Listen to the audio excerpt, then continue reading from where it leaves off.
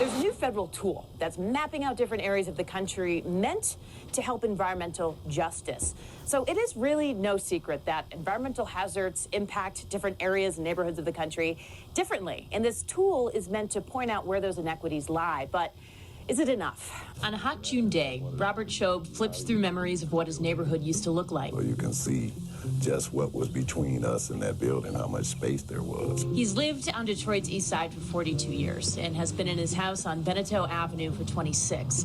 But the past few years, he's been fighting a new neighbor. It's changed from some place that we used to have quite a few little family events to nobody there. Immediately behind his house is the first new auto assembly plant in the Motor City since the early 90s.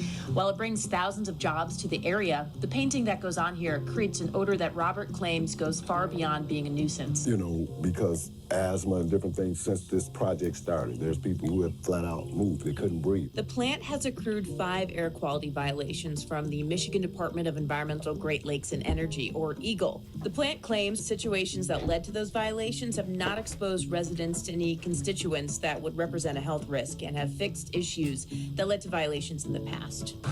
See how it's cracking? Tanisha Burton moved in just before the plant came. She's one of several neighbors who say construction has also damaged their house. A lot of people just tired. They're tired going, fighting.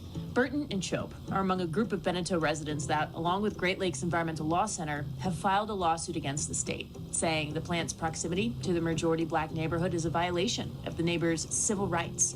The suit is against the permitting process and the decision to allow the plant to be built. EGLE says it takes all complaints seriously and that it, quote, looks forward to the EPA's review of Michigan permitting decisions and processes to ensure that the state is doing everything within its authority to protect vulnerable communities. When you're complaining about something and someone is saying it's nothing, then, that's telling you you're nothing. The residents say this battle is an example of environmental injustice, which is something that the federal government has recognized and is pouring resources into ending.